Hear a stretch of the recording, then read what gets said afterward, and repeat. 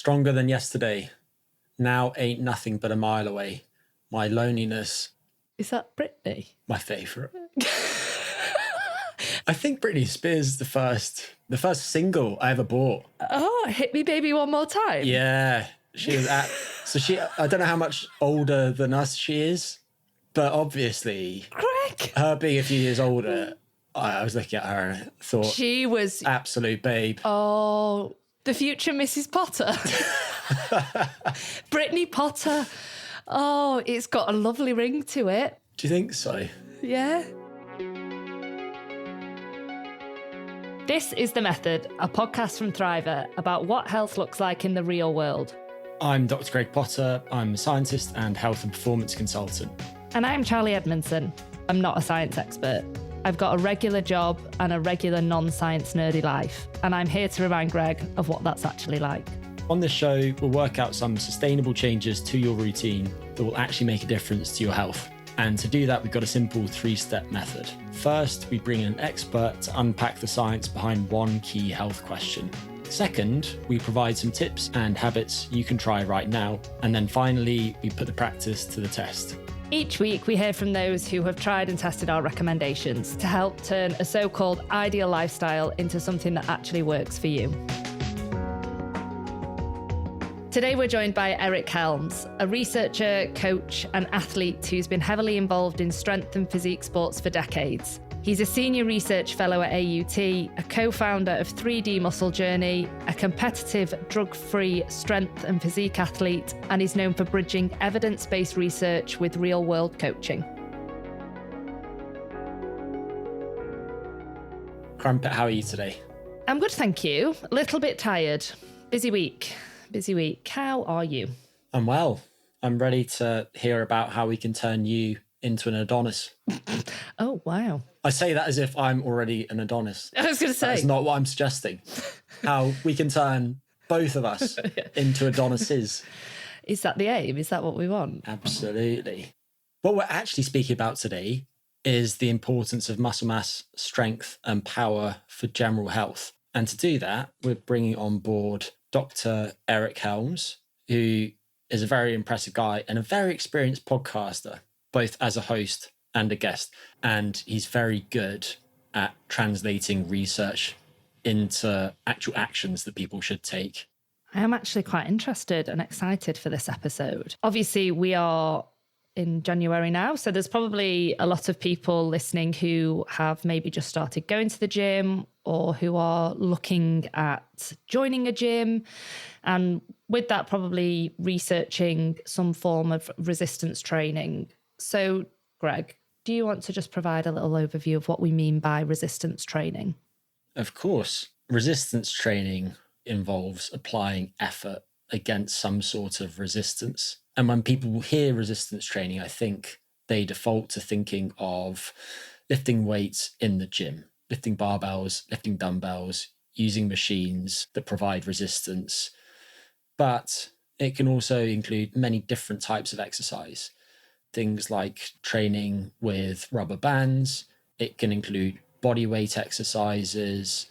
We can think about things like rock climbing and bouldering, which you've been doing some of recently. Professional boulderer. Absolutely. But obviously with resistance training, we can get lots of different benefits. It can be good for economy in some activities, by which I mean the amount of energy that it takes you to complete a given task. And then it's something that's foundational for general health too. And Charlie, we've spoken before about how you fractured multiple bones in your lower limb. And, yeah. And some of that might be related to a background of very high volumes of endurance exercise without an appropriate balance between that and exercise that's better at building bones, which includes resistance training. Yeah, it sounds quite drastic, doesn't it? I'm a lot better with it now than I was when I was racing triathlon for a number of years. Obviously, you're essentially training 3 sports and the focus is typically on those 3 sports. So strength and conditioning for me maybe took a bit of a backseat, and looking back, neglecting it was definitely a mistake. Whereas now moving into the world of endurance running, it's almost like a non-negotiable for me now to build into my week. Anything to try and avoid injury, really. So I'm in the gym twice a week for pure strength and conditioning work. And it's a running specific strength and conditioning program. But then I also do a Saturday morning class, which is at my local gym. That's a lovely mix of weights and cardio and gives me definitely more of a buzz and more mental health benefits than my strength and conditioning work does. I try to mix it up. I think the variety of those classes really helps. The strength and conditioning can sometimes feel a little bit samey, but I'm trying to understand the benefits and recognize the benefits of it a lot more. So persevering with it. So why should people be interested in today's topic, Greg? For all the reasons that I just mentioned, but what I would add to that is that we're speaking to someone who is an academic, but also a coach and a competitive bodybuilder. Bodybuilders are the masters of physique transformation. So if you wanted to learn about how you can build muscle mass and also losing body fat, then I would argue that natural bodybuilders, and when I say natural bodybuilders, what I mean is bodybuilders that don't use performance enhancing drugs. They know more about physique transformation, building muscle, shedding body fat than anybody on the planet. So Eric, I would argue, is uniquely well placed to help people transform their bodies, but also if people feel better in their own skin because they're more comfortable about how they look, then I think that can have a dramatic positive effect on their perceptions of themselves, on how they carry themselves in the world, on how they relate to other individuals too.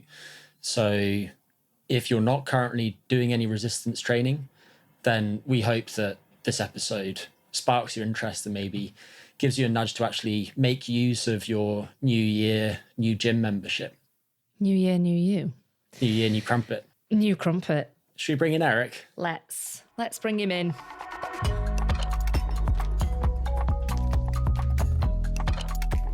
Dr. Eric Helms, it's very nice to see you. Great to see you too, man. So we're going to start with a rapid fire round to introduce the importance of resistance training. First question, if someone is new to resistance training, can they get stronger at any age? Absolutely. And we have a tremendous amount of data to show that. Whether you are starting at 18, younger, or you flip that, 81 or older, we have robust data to indicate that all populations and age groups do get stronger with resistance training. If someone is completely new to it, they're a bit anxious, is there an ideal age to sort of get into resistance training, or is it just start whenever? The ideal age is as soon as possible, and whatever age you happen to be when you start. I'd love it if you could just give a brief overview of some of the ways in which our bodies respond to resistance training. Absolutely. So when you actually lift weights, your muscles are pulling on your bones to create movement. So the force is transferred from the muscle to the tendon to the bone. And moving on the planet Earth with gravity, that's kind of what's going to maintain your baseline level of muscle mass and bone mass. But if you want to enhance it or prevent the decay or loss of it, even moderate load training is very effective for combating the loss of bone and muscle mass because it grows muscle, hypertrophy. Hypertrophy is muscle growth. Combats atrophy, the loss of muscle, which is associated with being sedentary or a potential disease state or injury. Almost all resistance training produces compressive forces on bone because your muscles are contracting and they're pulling on that bone. And it's worth highlighting that there's a variety of benefits that come with having more muscle mass. When it comes to metabolic control, for example, muscle being the largest sink into which you pour glucose each day, it's going to be very good for things like your blood sugar regulation and therefore your risk of diabetes. So on that note, when it comes to some of the other benefits of resistance training on other organ systems, what do we know about what those effects are? There's a tremendous number of metabolic benefits and also overall health benefits from resistance training. We started with the musculoskeletal system, but to your point, The cool thing about physical activity, which includes resistance training, is that it helps with blood sugar regulation. And when you have high blood glucose levels, that creates damage in your body if it's too high for too long. So that damage can be mitigated when you're more physically active, and it keeps the various organ systems better at having glucose flux in and out of them. It also uses things like intramuscular triglyceride and prevents muscle from having a lower quality, less fat infiltration, lower levels of inflammation throughout the body, even though it initially creates an inflammatory process and it creates a lot of fatigue, because it is physical activity. Although we don't think of it as like, oh, this is aerobic training, quote unquote. You're not running, you're not necessarily using the same energy systems in the same way. But if you're doing it to a sufficient intensity for a sufficient amount of volume, you're going to see your heart rate come up. You're going to see it come down and then recover during the rest intervals. You will absolutely get a lot of the heart health benefits as well that you get from physical activity more generally. So for either health, performance, strength, or if you just want to look better, carry more muscularity from an aesthetic perspective, resistance training is great for that. Final question of the rapid fire round. Eric, when we're speaking about training volume per week, that's generally the best way to look at that is the number of actual working sets or hard sets that you do for a given muscle group or exercise, depending upon if you're aesthetically focused or performance focused. And for strength, the most important variable is how heavy it is, the load.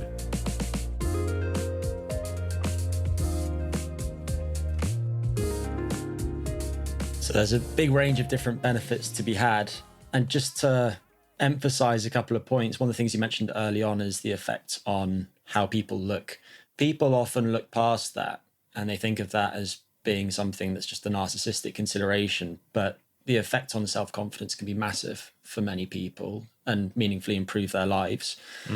So a couple of things that you didn't mention, for instance, are that you get improvements in skin elasticity, and then it's very good for the brain. We now know a lot about the effects of resistance training on white matter in the brain in particular, which is very important to long-range communication, sending signals quickly within the nervous system and so on. Finally, you mentioned public health guidelines there, and I think that nicely tees up the practice section, so how to actually get these benefits, because pretty much all major bodies worldwide, including the World Health Organization, advocate for resistance training for all major muscle groups at least twice a week. But before we get there, Charlie, is there anything that you want to pick up on that we've mentioned so far that's not clear? Yeah. So one of the subjects that we're trying to look at on the podcast is around male-female split. Previously, there was a time when it wasn't deemed as acceptable for women to look muscular. And now there's definitely a real shift in perception and an increase in women who are strength training. So my question is around how quickly do women actually build muscle compared to men? And what does that mean visually for someone who's training maybe only just a few times a week? Well, I think it's really important to acknowledge that not all women necessarily are afraid of gaining muscle mass. There's plenty of women who their explicit goal is to gain muscle mass, and that's definitely a societal change that I've seen in some sectors since I've started. But on the flip side, I always have had a chuckle as a trainer in the past when I've had some women go, I'm worried about getting too big too quickly. And I tell them, well, I've been trying for 20 years to get too big and I haven't done it yet. So if you figure out how to turn into an Olympian in the first 12 weeks of casually training with me 3 hours per week versus the 12 hours per week that I train, let me know your secret and we'll flip it. You be the trainer, I be the athlete, Now, with that said, men do have more muscle at baseline and are on average bigger. And that's just because when we went through puberty, we got exposed to more testosterone. So our baseline starts higher. And in general, men are bigger and more muscular than women when you look at averages. However, a really cool thing is that the actual relative increase in muscle mass that men and women experience when they start resistance training is the same. So in general, there's going to be far more differences between two individual women just based upon their general genetic makeup, psychology, and environment than there is between the average man and woman, believe it or not. So I think it's important to recognize that volume is still volume, intensity is still intensity, And there are far more similarities between the sexes than there are differences. But of course, there are important differences, whether you're looking at muscle thickness, lean body mass, whichever metric is your one of choice. And that means that if a woman goes all out, has great genetics, and does everything in their power to get as big as possible, they're going to look great, but they're probably not going to look like something quote unquote unnatural or have a huge amount of muscle mass. It's hard to get huge. That's why there's actually a sport of bodybuilding rather than like accidental, oops, I turned into Arnold Schwarzenegger overnight, you know? And just to add to that, if someone is not consuming more calories than they expend, they're not going to gain weight. So if you were doing resistance training and you were in energy balance, then it's not something that you should be concerned about regardless. So we've just heard all about the science of how resistance training actually works. Now we want to move into the practice section and look at how we take all that science and turn it into something actionable and helpful for you. So Eric, bodybuilders often speak about so-called training splits. So for example, you could train all major muscles each time you do resistance training, so whole body training, or you could train the lower body one day, upper body the next day, or you could split the body into even more segments than that. So what do you tend to recommend for time-crunched beginners? The beauty of being a beginner is that you don't need to do a tremendous amount of volume to see pretty robust gains. So for a beginner, I think the best way to do this is to start and just look at your schedule. How many days per week do I have to train, and how much time can I dedicate within those time slots? So someone who has 4 hours per week to train could very easily do it Monday, Tuesday, an hour upper, an hour lower, and then the same thing repeated on Thursday, Friday. But for someone who only has 2 hours per week to train, they might be better suited doing 2 sessions of full body training and trying to use some time-saving techniques like alternating between lower and upper body movements that don't train the same muscle, but you're going to be constantly moving. This is what we might describe as circuit training, doing a superset of 2 different exercises back to back before you rest of 2 non-competing muscle groups. So you wouldn't do, say, bench press and then tricep push down, because in both cases you're using your triceps, but you might do bench press and calf raise, for example. Or you could do an antagonist paired set, which means there's not a bad guy involved. It just means that kind of the opposing muscle groups, if you will, are trained back to back before you rest. So you might do a bench press followed by a row, but you're not doing an actual rest period until you complete both. And this can cut down the amount of time you have to spend in the gym by a third to a half, or sometimes even more. That's a way you can save time and a way you can accommodate doing a fair amount of volume with a limited or more flexible schedule. And then one more idea for people is that if they're very short on time, there's a training method called escalating density training, where you basically take a given exercise and you give yourself a time zone, for example, 5 minutes. And then the goal is to do as many repetitions of that exercise within the 5 minutes that you can, record the number of repetitions that you do in total, and then your goal next time is to beat that number of repetitions. But returning to volume, if someone was completely new to training though, could they potentially get stronger with a single set per week if they were really short on time? Absolutely. They can even get bigger on a single set per week. It might take longer to visualize those changes, but the strength gains will actually be quite robust. The amount of volume that I would generally recommend for a beginner is probably somewhere around 5 to 10 sets per week per muscle group. Now, that's if your goal is to put on muscle. If someone has explicit performance-based goals, you need to focus more on giving yourself a little more rest times and specific tasks, because it's a little more like baking or farming. You kind of have to create the right environment. You watch it happen over time. You can see quite rapid increases in strength as you get good at a given skill. So for someone totally new, especially to free weight training, absolutely. You can get a lot stronger for probably multiple months before it started to slow down and you needed a little more exposure. Of course, you could make faster gains if you were also inducing structural changes. So on that subject, if someone's starting out and they're doing the same set of exercises, would you recommend that they just carry on doing those sessions until they've stopped progressing if they're not bored? To be honest, the decision of how long to stay on a given program and when to change things is very much going to be keeping yourself from making a mistake and also keeping yourself engaged. So one thing you don't want to do is to constantly change exercises so that you're never getting to actually learn the skills of lifting. The reason why over a 8 to 12 week period, you can sometimes see a 50, 60, or even 100% increase in strength is because you're just learning how to do the thing. If you take someone over 12 weeks and you teach them how to ride a bike, it's going to look very different in week 1 versus week 12. And the same thing is true of a barbell squat. And the actual number of plates on the bar are going to change dramatically as well. You won't get many of those structural adaptations without getting that baseline skill developed if you constantly change the exercises. With that said, variety is the spice of life, and depending upon someone's personality, they might like a lot of variety. But what I would encourage is to keep kind of a basic stable of movement patterns with only 1 or 2 variations of each, which you can swap in and out so that you continually do get exposure over these similar skills. So something like a shoulder press, a chest press, a lat pull down in a row, and then a hinge pattern and a squat pattern.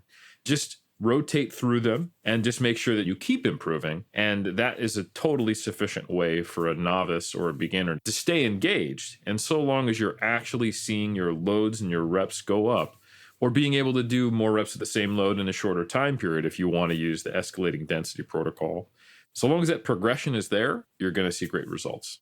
And certainly that approach is going to target all major muscle groups. But for someone who has been training that way for a while, are there a few muscles that aren't necessarily going to be that well targeted just by those 6 movement patterns? And if so, what are a couple of additional exercises that they could plug in? Now we're talking about my people, Greg. All right. So yes, absolutely. Those compound movement patterns are time efficient, effective, great from a functional perspective, and will be very sufficient to grow 80 to 90% of the muscles in your body. However, like you said, there are some muscle groups which do relatively isolated tasks. So you might want to do something like isolated knee extension and isolated knee flexion. And it wouldn't be a bad idea to do some things like pressing at different angles, as well as moving and also pulling at different angles of the upper body. If you are really interested in every single muscle group in your body, doing some isolation exercises for your arms, or even things like shrugs or core work, like active flexion of the trunk, like training your abs. If you're really looking to get every single muscle to grow, you're probably looking at not just 6 exercises, but maybe more like 20 if we really want to be super inclusive and take a bodybuilding perspective. Just on that, if we were to look at it from not just obviously growing muscles, is there benefits for more of a strength and conditioning perspective? So I'm thinking more for an endurance athlete. I mean, personally myself, marathon training, to actually look at really isolating some joints that are going to be taking a lot of impact as opposed to purely looking at muscle growth. Absolutely. So there are very few sports in which resistance training are not arguably a key component to enhance performance. Endurance athletes specifically might need to have a higher intensity bout, like a short sprint, going up a hill, coming around a curve, getting around somebody from being in a position of drafting. You might need a burst of speed. And things like running economy seem to be enhanced by resistance training because effectively you're making every single one of your efforts through your legs slightly easier because your overall strength capacity is higher. So essentially doing some resistance training, probably focused more on power and strength development, not looking to actually increase muscle mass a whole lot because you got to carry that around with you, but actually making yourself a little more resilient to joint stress, like you mentioned, from an injury prevention perspective. It can have benefits. And these benefits become progressively more obvious the more of a power-based sport it is. Like you go from, let's say, marathon running to football to American football or rugby to something like track and field, being a jumper or a sprinter, you see this progressively more important contribution of resistance training. And then on the far left, you get crazy folks like me who are actually competing in lifting itself. Eric, I'm aware that there can be a concern amongst some women around tolerating higher volumes of training. So just want to touch on that really. And also specifically, if you've noticed any periods in the month during cycles of when would be particularly beneficial to increase load, decrease load, and any of the effects on that. Yeah. So sex differences are a really interesting topic, and they're one that are very hot right now. And there's unfortunately a lot of misinformation around it as well. I think one of the key important things to realize is that while we have less research on women, it doesn't mean we have no research on women. And also, importantly, we need to consider which types of research on men are likely to be extrapolatable to women and which ones are not. So one really interesting thing is while the percentage change in muscle mass when men and women start training is very similar, women generally gain upper body strength faster than men.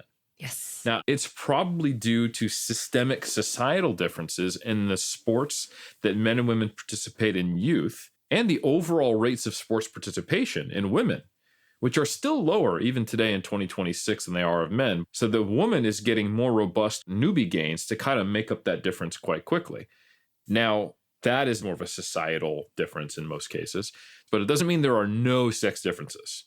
Every menstruating person I know has some experience related to different phases of it.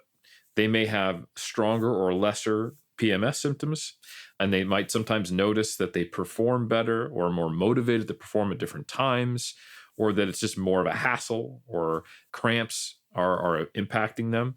But another thing I've noticed when we actually survey women as to how does their menstrual cycle impact their training, while it very consistently does, how it affects it is incredibly inconsistent. There are some women who feel better during different phases. There are some women who have debilitating PMS symptoms, others who don't. More so, when we look at actual interventional research where people try to manipulate training around the menstrual cycle, it hasn't yet resulted in better outcomes. Now, this isn't because the mechanisms in theory are completely wrong, but primarily because you can have a 21-day or you can have a 35-day menstrual cycle, and those are both normal. In fact, the same woman in 2 consecutive cycles can have 2 different lengths.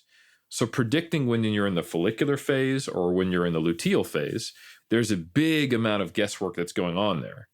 And even when we do individualized studies on women to try to sync up their cycle with the training protocol, things like, say, temperature tracking or just written cycle tracking are imperfect tools to accurately gauge when you're actually in these different hormonal states of progestin and estradiol being at different levels.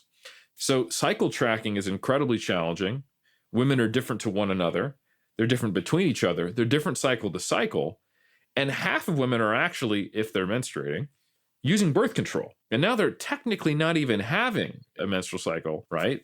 So ultimately, you kind of need to auto-regulate this based upon your individual symptoms. But any protocol, and this is the one thing that I am quite bullish on, I will say, that asks you for half of the month to basically just do light yoga or stay away from hard training is already a non-starter, because there's not a single athlete on the planet, strength and conditioning coach, or anyone with any kind of experience as a trainer who thinks they can make good gains by basically only training half of the time that they were intending. It's definitely not a one-size-fits-all approach. And just looping back to the menstrual cycle on how that then changes moving. I know you mentioned perimenopause, but females who are training during the menopause, and if there's any specific adaptations that they need to make or they should be considering during the menopause? Yeah, menopause symptoms can last for a variable amount of time and have a variable degree of impact on the person. Some people have pretty extreme and long-lasting perimenopausal effects. And the main thing I would give as a hopeful message to women with menopause, right now you're getting a lot of messages around, hey, You're going to be having a reduction in estrogen. That's going to have knock-on effects on bone, and you're at greater risks of osteopenia and sarcopenia, and you are in a uniquely precarious position, and you need to do resistance training, and it's got to be heavy. And if someone is willing to do that, that is great.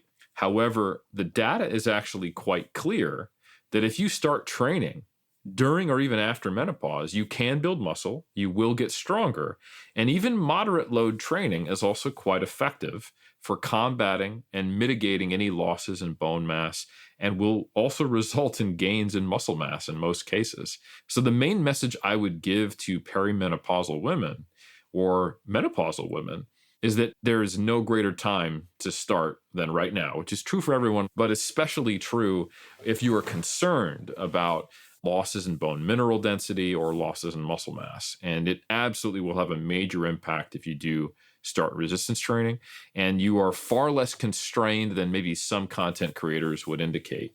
Yes, you want to focus on strength training. Yes, you want to try to get stronger, but you can do that, just like Greg mentioned, and like I mentioned earlier, with moderate loads, which is good news because the largest barrier is consistency and adherence. And I am hugely against any message which limits the options of people. So long as you are pushing yourself and you are seeing the weights progress over time, which is one of the biggest things that beginners struggle with, or why they get stuck as beginners, then you're going to be fine. Just focus on progression over time. Perfect. So this section we call our experience section. So we take questions from our listeners, either on voice note or that have been sent in by email, and just ask you to provide some advice. So first, we've got questions from someone called Lincoln from London. Hi. So I really like to do resistance training. I really like to go to the gym and try and be healthy and build a bit of muscle. However, I have an 8-month-old baby, and so my sleep is really poor. What can I do to maybe minimize some of that? And how can I go to the gym and build muscle and get strong, but also kind of deal with the fact that I won't be getting very good sleep? Well, the good news is that your baby will not be 8 months old forever, and it will eventually let you sleep. And the even better news, and this sounds like someone who has been training for a bit. So, Lincoln is interested in staying healthy, going to the gym, and is basically concerned, like, is my sleep going to wreck my gains? I won't lie to you. It's not ideal to be only getting 3 or 4 hours of sleep, but it's not a huge game changer. It's not going to be something that completely prevents you or even makes you lose gains. We're incredibly robust survival machines, or we wouldn't be here talking on the internet today like we are if we couldn't adapt and do things like hunt and forage and survive and actually get better at physical activity in pretty suboptimal states like famine, war, plague, etc. Ice ages, all that good stuff that our ancestors had to deal with for us to be here today. So what you can do is go to what I would describe as a minimum effective dose protocol. This will be helpful because A, it takes less time. And I would imagine as a young parent, you might have less time, but also you're just not recovering as well. And the balance between stimulus and recovery is key. So you can, like we talked about earlier in this podcast, simply get in, say, 3 to 5 sets per muscle group per week if your focus is a little more on performance, or even a single set at a reasonably high load. And what I would advise you to do is take a bit of a flexible approach to that. If you only have to spend a couple hours per week training, you can pick your spots. So you can have some variable training days or protocols that you would use based upon whether or not you're feeling underslept or under-recovered. And you can make like your strength day, and you can do that strength day when you feel relatively refreshed, because it's nothing like being underslept and barely awake and trying to get under a heavy squat. That is potentially even dangerous, but you can absolutely jump on some machines and do some rep work on that day. And then if surprisingly you're like, hold on, I slept through the night, or it was my partner's turn to get up in the middle of the night, not mine. Well, today I actually got decent sleep and I don't feel like death. And maybe it had some caffeine as well. I can do a little bit of strength training today. Amazing. Thank you. So another question that we've got is from Bill, who's based in Canada. So Bill's asked, as a 53-year-old who has experienced both good pain and bad pain from a rotator cuff tear that's definitely required me to stop, to arthritis-type aches that actually improve with strength training, I struggle to navigate the grey zone. Harvard Medical School often notes how strength training can be protective as we age, but also how important it is to respect warning signals. Access to a doctor or physio isn't always easy, and most of us don't have a personal trainer watching our form. How can someone my age safely interpret pain when planning workouts, performing exercises with proper form, and managing recovery? What practical cues should we use to tell the difference between the pain that means stop and the pain that means adjust? It's quite an in-depth question, that one. No, it's a great question, Bill. And I'm turning 43 this year and been lifting for over half my life. And I've accrued, well, let's say a fair number of dings and niggles over the years of training. So I think the best way to view pain is that it's kind of like a very effective car alarm, but with all the limitations of a car alarm.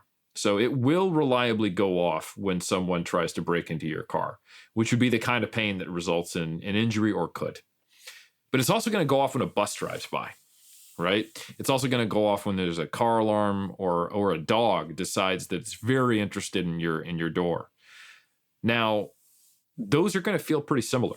And without necessarily being overly or underly cautious, it's difficult to have a one-size-fits-all. But the thing I can say is that just because you're experiencing pain doesn't mean you're actually creating structural damage or making something worse. And you can let pain be your guide, regardless of whether it is a actual person breaking into your car or just a really excited dog. Because even some things that we experience as chronic pain are actually not injurious or dangerous. So if you're getting shoulder pain when you're training, regardless of whether it's causing damage, you're going to need to train around it. And I think being flexible in your exercise selection, your range of motion, your load and your rep range is the best way to do it. And if you can modify a given movement and experience less pain, you're probably good to go. So I think that's the general message I would get across, is to not strictly think that if I'm experiencing pain, I'm making something worse. Because in most cases, you probably aren't. And you will know it if it's the case, either if not today, the next day. Pain, unfortunately, is a little more complex than even a car alarm. It actually gets more or less sensitive depending upon what's going on. Like imagine a car alarm that if you didn't sleep very well, goes off when not just buses drive by, but also any car. That's kind of what the human body is like. It gets desensitized or more sensitized. It can be primed by expectation effects, things that clinicians do or don't tell you, etc. So we have a very strong psychological and biological response to pain, and they interact. So if you're experiencing acute pain in a training session, the first thing is just to take a step back and remind yourself that pain is not a perfect correlate with injury or damage. And then think about, what could I do to not feel the pain? And is there a way to modify it? That would be my advice. Our next question is actually from Lise. So Lise, do you want to come out the sidelines and ask you a question on, I believe, yoga? Hi, Eric. So I'm the producer of this show. I sometimes have questions that come up when we prepare these episodes. My one is about yoga, because I've done yoga for many years, and I won't give you the full picture, but a little bit hyperflexible. So sometimes I have to really force myself to work on the muscle side. And what I found is that I kind of plateau after a while. So I'm not able to access some of the sort of more intense lifts or inversions that require stronger muscles, because I have built up to a certain level and then I'm not able to kind of break through. So what do you recommend I do? And also, is yoga actually interesting for building muscle, or is it just limited? That's a great question, Lise. And I actually have my very first graduating PhD student, Dr. Alyssa Joy Spence, who is now one of my colleagues at AUT. She did yoga for many years, was a yoga instructor, did her PhD on stretching, but she's also a national champion in powerlifting. And that's pretty cool. So as just a completely fun aside, which I know you will appreciate, there's actually a fair amount of research on highly intense stretching that show that it does increase strength and hypertrophy. stretching can induce hypertrophy, and even a moderate amount of relatively robust stretching, like it sounds like you do in your yoga protocols, is pretty effective. But it's not uncommon to kind of hit a limit because you're always limited by the amount of tension that you can induce using your body weight and your own ability to stretch yourself. So if you actually look at some competitive yogis, and there actually is competitive yoga out there, which you may be aware of, and they do adjunct resistance training. And what you can do is progressive, strength-focused training, especially emphasizing longer muscle lengths, but being careful because you're hypermobile and making sure that you start reasonably light and build up. And you might find that it does indeed positively impact your performance with actual yoga. So that has been shown. And there are also experiences of competitive yogis and people who are able to use resistance training as an adjunct to that they would at least self-report is effective. And I've met them, which is kind of cool. Lizzie's going to take up competitive yoga now. This is it. So Eric, in closing, I think we've got to the majority of things that we plan to speak with you about today. One exception maybe being concurrent training. So people who are doing resistance training and endurance training within the same session. So that's something that we will return to at some point in the future. But Charlie, at this point, I'll hand over to you to ask the final question. Yeah, it's the killer question for the podcast. So we like to sort of end each episode with one key takeaway for our listeners that if they could implement into their lives, what would that be? What would be your one piece of advice? Since the listeners are people who have clearly made it this far, that means they're going to commit to actually starting resistance training. I won't say that the most important thing is to just get in there and actually start. I will say, since you've already done that, dear listener, the most important thing is that over time, you are actually seeing progression. So you really want to not be that person in the gym who's doing the same routine 10 years after they started, especially not in the beginning phases. There's nothing wrong with maintaining the adaptations you've got, but if within the first few months you hit a plateaued state, you probably haven't made the lion's share of the initial gains you can make. So make sure that you are actually pushing yourself, respect and listen to your body, but also challenge yourself, because so many of the benefits you're going to get and the enjoyment you will get from lifting weights is going to come from realizing, oh, wow, I'm a lot stronger than I ever thought. That will also help you stay in the gym. It's just like playing a video game or participating in some of these online games where you get that dopamine hit from seeing progression and completing the next task, the next task, the next task. So view it in that way. It's an opportunity each day to level up a little bit. And that's going to keep you in the gym. And most importantly, it's going to optimize the adaptations you get from resistance training. Amazing. Thank you. I feel like I could chat to you all day, Eric. We could do a marathon podcast episode with questions. I'm sure, in fact, I have no doubt that we'll be speaking again on the method about various other questions. It was a pleasure. Thank you so much for having me. Thanks, Eric.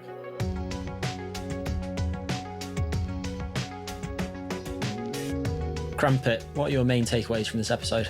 I think there's actually quite a few. I found Eric very, very interesting. So probably, I mean, you can get strength benefits and adaptations from just one single set per week. I know when I was racing triathlon, I definitely thought that pavement pounding was probably going to be more beneficial, but in reality, I probably should have been in the gym a little bit more. And also just what Eric touched on around training during your menstrual cycle and the impacts on women, I think it being so unique to individuals. What about you, Greg? Lots of things come to mind. So one is that everybody can benefit regardless of your age. Another is to start somewhere. Lots of different types of activity can qualify as resistance training and can give you some of the benefits that we've discussed today. So find something that you enjoy. Reiterating what you said, just a single set per exercise, per session can benefit you if you do it with enough effort. So work hard and push yourself. And initially, the specifics don't matter so much. But I don't think you can really go wrong if you're going to the gym and you're lifting a weight that you can lift maybe 8 to 16 times until fatigue. And then seek consistency, as Eric said, progress gradually. That can be very empowering, and just mix things up as much as is necessary in order for you to stay interested, because the key thing is that you show up each time. Love that. You've been listening to The Method, Health in the Real World, a podcast brought to you by Thriver. If you don't know about Thriver, it's a health tracking platform that helps you see exactly where your health is heading. People use Thriver like a compass, testing every few months to help steer their health to where they'd like it to be. It's a great tool to start feeling more empowered about your health and to get information you need to make progress, even when life is a bit hectic. Thriver also has some great content out there that can help you get to grips with complex health questions, exactly like what we try to do on this podcast. And all of that is free to access. So if you want to learn more, just head over to thriver.co. That's thriver.co. And of course, if you love the show, subscribe. It takes just a few seconds and you won't regret it. You can also leave a review or send us an email with your own health questions. We want to cover the topics on your mind. So go grab our email in the show notes and please do get in touch. Special thanks to Thriver team and to Lower Street for helping us bring the show to life. Content direction by Rich Cousins, Hamish Grierson, Tamar Loach, Vishal Shah and Katie Yockey. Production from Lise Lavati with the help of Sam Dattapoulin and Daria Lawson. And sound design by Alex Rose. We're your hosts, Charlie Edmondson and Greg Potter, and we'll see you next time.